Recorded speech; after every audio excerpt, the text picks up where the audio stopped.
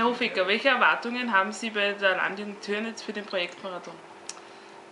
Ja, ich habe sehr, sehr große Erwartungen bei diesem Projektmarathon, nachdem ich genau weiß, dass die Landjugend Türnitz in den letzten Jahren sehr, sehr ein aufstrebender Verein ist, wo viele Mitarbeiter im Bezirk immer getätigt wird, bin ich mir sicher, dass also dieser Projektmarathon ein voller Erfolg werden wird.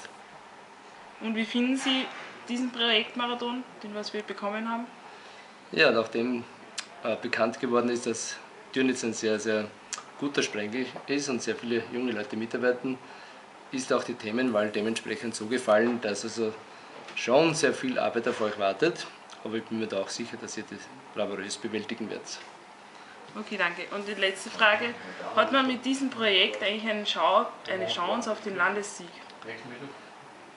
Auf dem Landessieg habt ihr sicherlich Chancen. Ob es der Sieg werden wird, kann man natürlich nie sagen. Aber wie ich zuerst gesagt habe, ein sehr, sehr ausführliches Projekt, sehr umfangreiches Projekt, wo viel Mitarbeit gefragt ist. Wie gesagt, ihr werdet es garantiert schaffen.